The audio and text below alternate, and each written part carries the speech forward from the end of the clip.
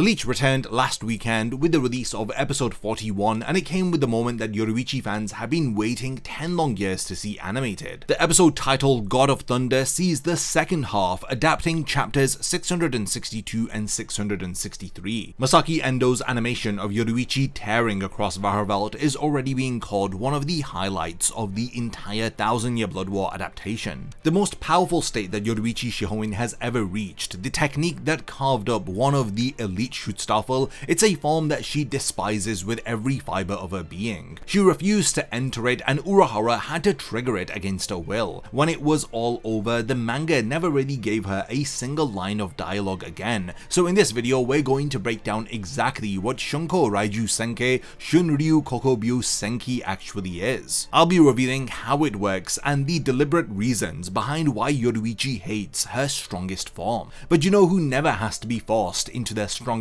final form? These are all of the individuals who are subscribed to the channel. Only 20% of the people who watch these videos are subscribed, so if you enjoy the content and want to see more Bleach breakdowns like this one, then hit the bell icon and the subscribe button for even more videos just like this. To understand why this form exists, you need to remember whose invention Shunko actually is.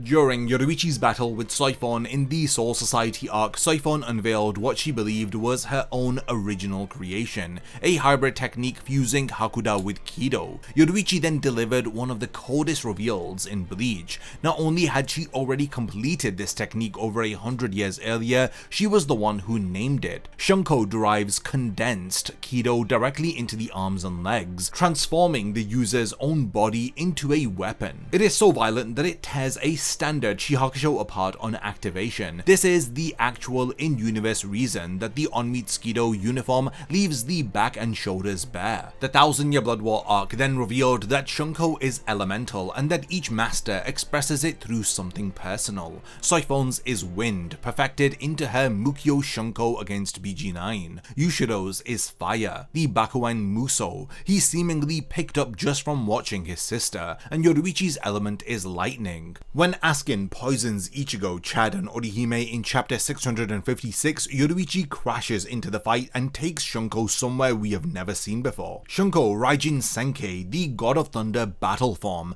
a ring of electrical orbs materializes behind her back. These are modeled directly on the drums of Raijin, the Shinto deity of thunder, right down to the Tomoe symbols Kubo drew on them in his end of chapter sketch. Yoruichi's bangs stand up in horns as she pulls her arms through an arc, and she drops a column of lightning on Askin that levels the surrounding area. Against almost any other Sternritter, the fight would have ended here. The problem is that Askin's Schrift, the death dealing, lets him calculate and control the lethal dose of any substance. This includes an opponent's Reiatsu. Once he's sampled enough of Yoruichi's spiritual pressure, her lightning simply stops being lethal to him. He does the same to Yushiro's flames. Chapter 658 then gives us our last look at this fight for a while, as Askin puts 3 holy arrows through Yushiro's chest. Yoruichi rushes to her collapsed brother, and the story cuts away for 3 chapters. When we come back in chapter 662, Yoruichi's already been tagged with a gift ball mixing reishi with plain old oxygen and nitrogen,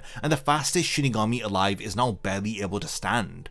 Urahara then enters in chapter 662 as he appears directly behind Yoruichi, and he announces that she has a fatal wedgie as he jams a syringe of improvised immunity booster into her backside. She kicks him in the chin for it, with Urahara admitting that he had to rush it, so the effect lasts roughly 5 minutes. Yoruichi hears that and immediately spins up Raijin Senkei again, ready to finish this the way that she started it, on her own terms with her own desired technique. But Urahara stops her as he suggests that she use a different form. Her answer is an instant and absolute: she will never take on that incomplete grotesque form again. So we know that this transformation already existed before the fights in Wahrwelt. So she's already used it, or at the very least tested it, and whatever happened the day that it was activated, it disturbed her enough that she'd rather gamble her life against a Schutzstaffel than repeat activating the form again. Urahara responds by lamenting that she's going going to make him force her. Askin then proves Urahara's concerns to be true by punching straight through her weakened Raijin Senkei and dropping her with one blow to the stomach. This is when Urahara holds up a piece of paper that reads, "When I turn this over, you will transform." He then flips the page as a pillar of lightning erupts around Yoruichi, and out of it steps something that isn't quite her anymore. Yoruichi becomes a woman wrapped in nothing but crackling reishi, with claws of solid lightning, cat ears, a tail, and no ability whatsoever to understand human speech. Now, we don't really know how on earth that paper that Urahara uses works, but the anime adapts the pages of the manga excellently here. Askin's moveset is centered around adaptation. As he analyzes Reiatsu, sets a lethal dose, and he becomes immune to it. Urahara reveals that he can do this within about a minute of taking a hit,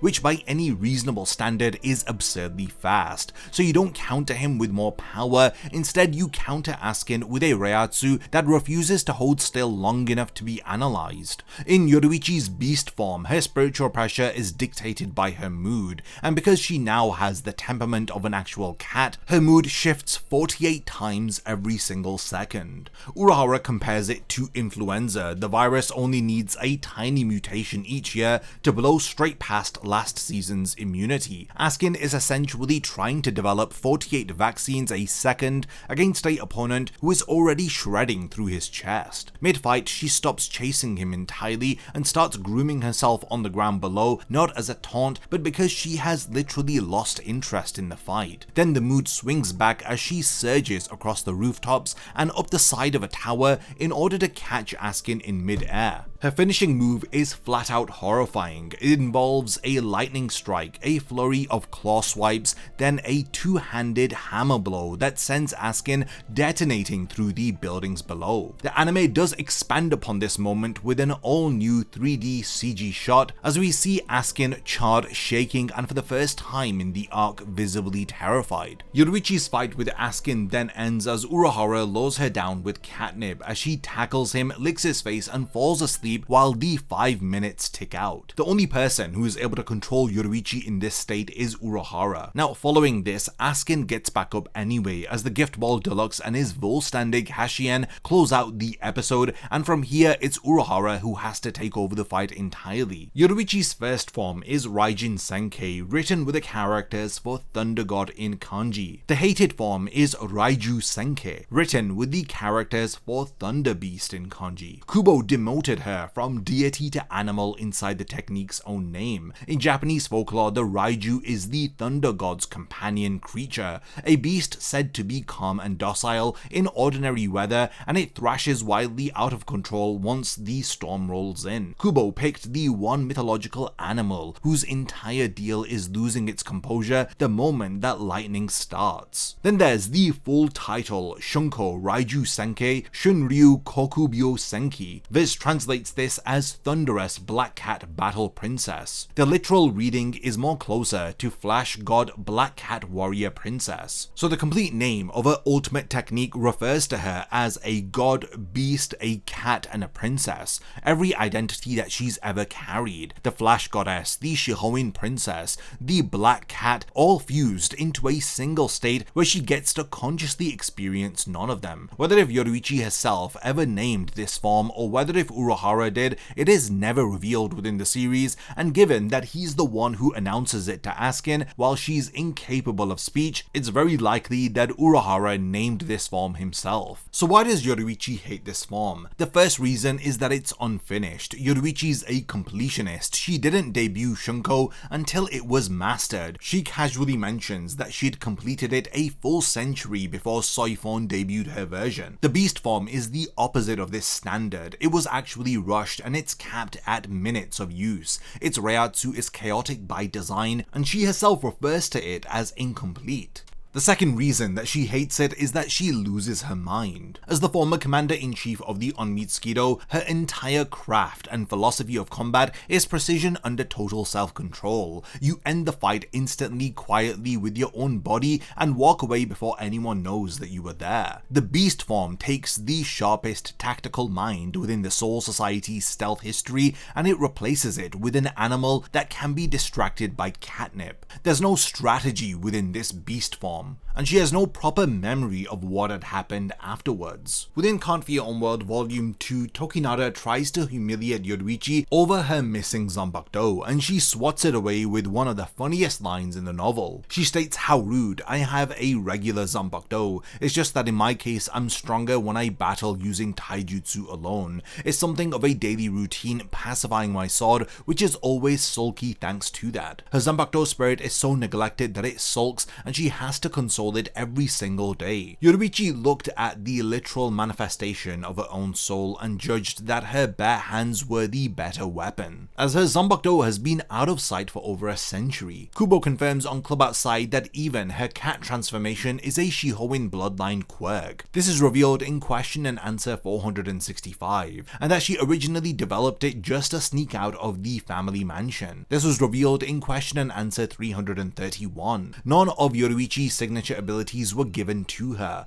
Each one of them was either inherited from her blood or she had developed it via her own self-made skills. Some have theorized that this beast form is secretly her Shikai or Bankai, but nothing within the manga, light novels, or Kubo's Q&As tie this form to her Zanbakudo. Her Bankai, let alone her Shikai, have never been shown or described to us. The release of a Zanbakudo only answers to the soul of its wielder, and nowhere within the power system of Bleach does a soul answer to a flip card that Urahara reveals. The closest that Kubo's ever gotten to addressing this unrevealed Zanbakudo of Yoruichi was in a 2021 Club Outside Q&A, where he spoke about the unrevealed Bankai in Bleach, as he states that he'd like to draw them someday if given a setting where readers would accept it. I do think that the 1000-Year Blood War arc anime is going to show us even more content featuring Urahara, Yoruichi, Nell, and Grimmjow. In the manga, following the Askin fight, their fates were left unknown. Within Can't Fear Onward, we learned that Nell had saved Yoruichi, Urahara, Grimmjow, and Yushiro from Askin's Gift Ball Deluxe. It would be great to actually see this within the anime and at least get some closure following the end of the fight against Askin. It would be interesting to see Yoruichi's immediate reaction after waking up from the transformation. And Kubo even reveals on his fan club in question and answer 552 that by the time of the Hell Arc one-shot, Yoruichi is serving as a chairwoman of the Shinigami Women's Association. So yeah, I'm pretty confident that we will be seeing more of these characters within Core 4 of the anime, with all of the anime original content that we've been promised from Kubo and the anime staff. Now we've reached the point of the video where I want to hand over the discussion to all of you.